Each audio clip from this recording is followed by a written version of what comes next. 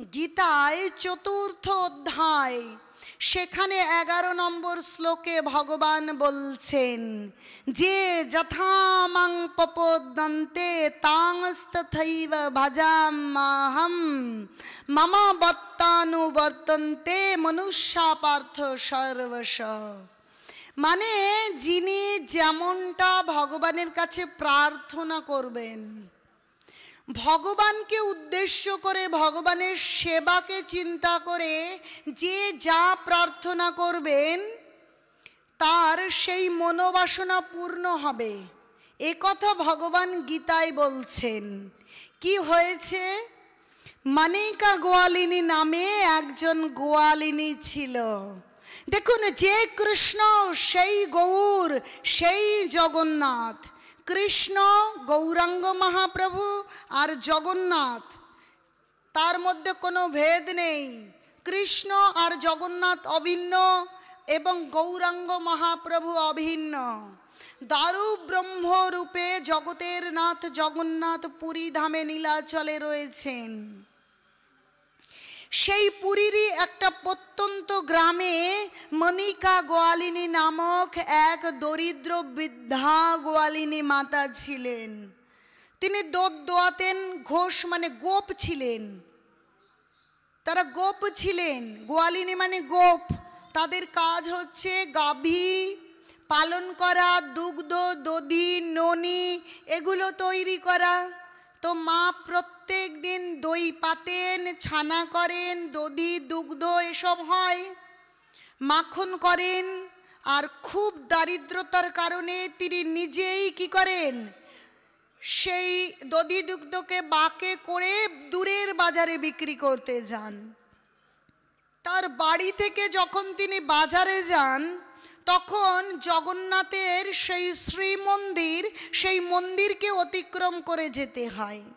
তো যখনই মন্দিরের সামনে দিয়ে তিনি যান, জগন্নাথের দিকে তাকান আর বলেন, জগতের নাথ জগন্নাথ, ও কৃষ্ণ, আমার কোনো সাধ্য নেই, আমার ভাগ্যই এমন, আমি বড় অভাগা, আমি অধম যে তোমার প্রিয় ননি, ছানা, দধি আমি তোমারই সামনে দিয়ে নিয়ে চলে যাচ্ছি, কিন্তু আমি তোমাকে দিতে পারি না। এ না দিলে যে, এটা বিক্রি না করলে যে আমার সংসারের প্রতিপালন আমি করতে পারি না, আমার সন্তানদের ক্ষুণ্ণবৃত্তি মানে কি, তাদের ক্ষুধা নিবৃত্তি করতে পারি না। তাই আমাকে প্রত্যেক দিন বিক্রি করে টাকা পয়সা দিয়ে চাল ডাল কিনে নিয়ে আসতে হয়, আমি একটু তোমার সেবা দিতে পারি না। প্রত্যেক দিন যান আর কৃষ্ণের কথা মনে করে করে তিনি বাজারে যান। এইভাবে তার জীবন চলে। কখনো কখনো যখন মন্দিরের সামনে দিয়ে যান তখন মনিকার চোখ দিয়ে দুফোঁটা জলও পড়ে। হায় ভাগ্য, আমার কাছে এত ননি দুগ্ধ থাকা সত্ত্বেও আমি ভগবানকে সেবা দিতে পারি না। এখন এইভাবে করে একদিন কি হয়েছে, ওই দেশের রাজা পুরুষোত্তম দেব তার দক্ষিণে কাঞ্জি রাজার সঙ্গে যুদ্ধ বেঁধেছে। এখন যখন যুদ্ধ বেঁধেছে, যুদ্ধ করতে গিয়েছেন, যুদ্ধে তিনি পরাজিত হয়েছেন, তাই লুকিয়ে চলে এসেছেন, না হলে তাকে বন্দি করে নিয়ে যাবে। বন্দি করে যুদ্ধে পরাজিত হয়ে লুকিয়ে এসে জগন্নাথের কাছে এসেছে, এসে প্রার্থনা করছেন, জগন্নাথ, আমি তোমাকে বলে যুদ্ধ করতে যাইনি, কিন্তু কাঞ্জি রাজা বলেছে আমি যদি পরাজিত হই আমাকে বন্দি করবেন আর তোমাকে সেখানে নিয়ে চলে যাবেন, তার গণেশ মূর্তির পেছনে তোমাকে বসাবেন। প্রভু, আমার পরাজয়, রাজ্য হারিয়ে যাওয়া আমার ভয় নয়, কিন্তু তোমার সেবা থেকে আমি বঞ্চিত হব এটা আমি মেনে নিতে পারছি না। আমি তোমার সেবক, আমি তোমার ভৃত্য। দেখুন, সত্যিকারের রাজাই বলুন, প্রজাই বলুন, আসলে মানুষের প্রকৃত স্বরূপ হচ্ছে কৃষ্ণের নিত্য দাস। বলছে জীবের স্বরূপ হয় কৃষ্ণের নিত্য দাস।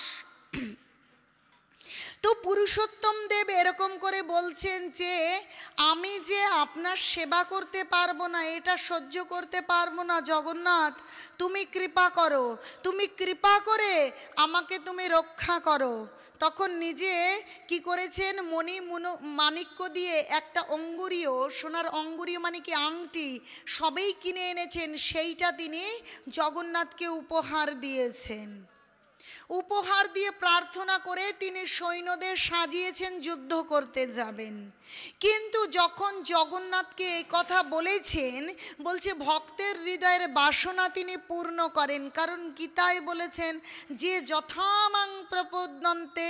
তাই জগন্নাথ এবং বলদেব আজ দুই সুন্দর কালো এবং সাদা ঘোড়ার পিঠে চড়ে দুই সুদর্শন যুবকের রূপ ধারণ করে টগবগ করে যুদ্ধ করতে চলেছেন।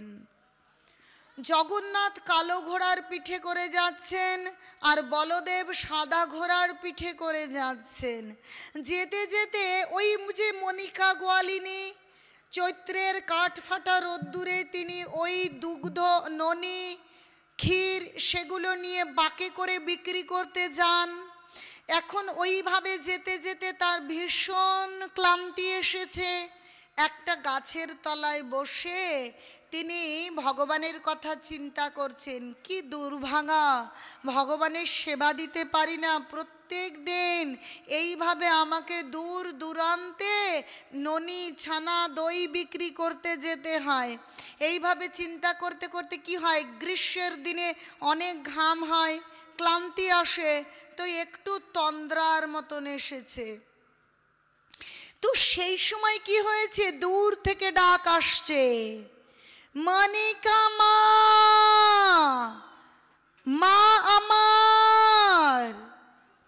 তো মনিকা গোয়ালিনী তন্দ্রাভূত অবস্থায় শ্রবণ করছেন আর ভাবছেন আমার মাথা খারাপ হয়ে গেছে, কোথায় ছেঁড়া ভোড়া শাড়ি, ননি দুগ্ধ ঘোল বিক্রি করে সংসার চলে। দেখবেন এই সমাজে যতই সৎ হোক, যদি আর্থিকভাবে দুরবস্থা থাকে তাদেরকে সকলে তুই তুকারি করে, যত সৎ যত শিক্ষিতই হোক না কেন। তো মনিকা মা মনে করছে আমি তো সেই রকম একজন হতদরিদ্র মানুষ, আমাকে সকলে তুই তুকারি করতেই অভ্যস্ত, কিন্তু আজ আমাকে এত মধুরভাবে কে ডাকে, মাথা আমার খারাপ হয়ে গিয়েছে। এই আওয়াজ করছো কেন? যে আমাকে তো কেউ কখনো এমন ভাবে ডাকে না, মাথাটাই আমার খারাপ হয়ে গেছে। কিন্তু আবার ডাক শুনছে, মনিকা মা। তখন আস্তে আস্তে তিনি তাকিয়ে দেখছেন না, তাকে তিনি স্বপ্ন দেখছেন না, তার কোনো ভ্রম উৎপন্ন হয়নি।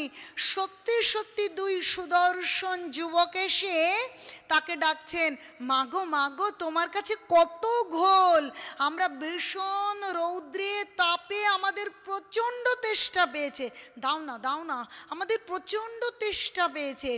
অত সুদর্শন দুই যুবকের মুখে ওইভাবে মধুমাখা মায়ের নাম শুনে মনিকা মা বিভোর হয়ে দুজনের দিকে তাকিয়ে আছে। তারা যখন ঘোল চেয়েছে তখন তার যে হাড়ির মধ্যে ঘোল ছিল সবটা ঢেলে দিয়েছে, আর সেই কি তারা ঘোলটা এমনভাবে খাচ্ছেন, পান করছেন যেন ভীষণ তৃপ্ত হয়ে ভীষণ আনন্দ পেয়েছেন। আর ওদেরকে ওইভাবে পেতে দেখে মনিকার মার আজ হৃদয়টা কি শান্ত হয়ে গেছে। খাও বাবা, আরো খাও, আমার কাছে ননি আছে, খাবে খাবে।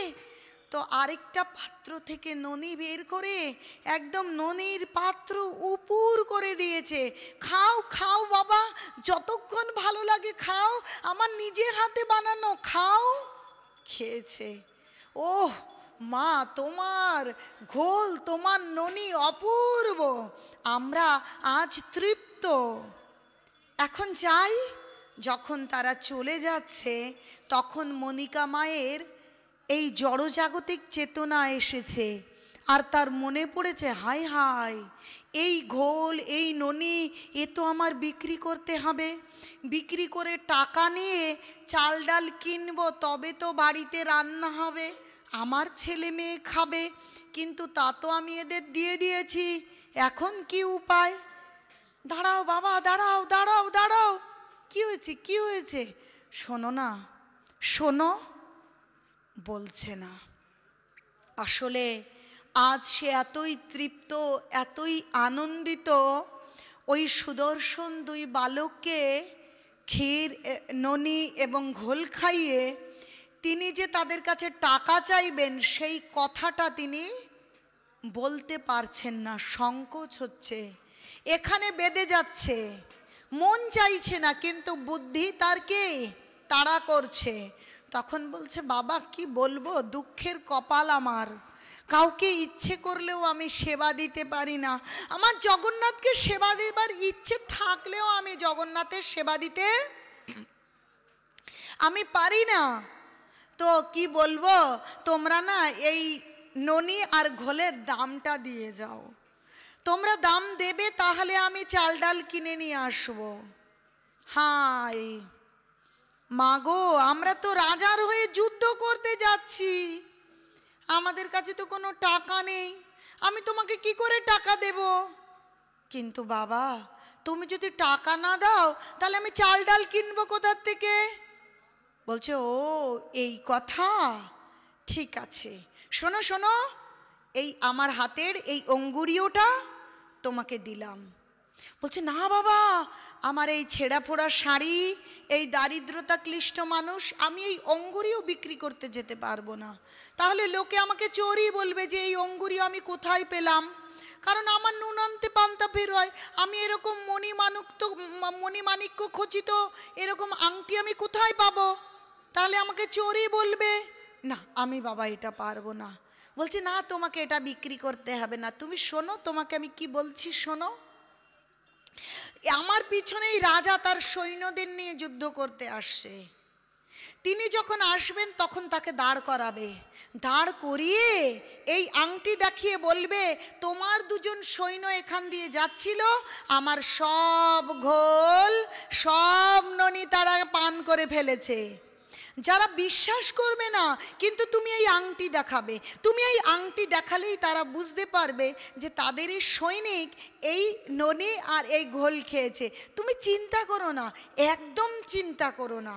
এই বলে টকবক করতে করতে কি ওই আসলে ওই কালো ঘোড়া সাদা ঘোড়া শ্যামবর্ণের যুবক আর কে হলুদ বর্ণের সাদা হলুদ বর্ণের যুবক, আসলে তো তারা সাধারণ মনুষ্য নয়, একজন জগন্নাথ আরেকজন বলদেব, তাই তারা যখন টকবক করে যুদ্ধক্ষেত্রে যাচ্ছে তাদের দিকে তাকিয়ে মনিকার মার এই জীবনে অনেক বয়স চলে গেছে, এই ননি এই ঘোল বিক্রি করে সকলেই কিনে কিনে তার কাছ থেকে খায়, কিন্তু এইরূপ আনন্দ এইরূপ অনুভূতি এটা সে জীবনেও পায়নি, তাই তাদের দিকে তাকিয়েই আছে, আর দু চোখ দিয়ে অঝরে জল পড়ছে, আনন্দে তার আজ কান্না পাচ্ছে, দুঃখে নয় যে কি আজকে যেন দেখলাম, কি যেন একটা পেলাম।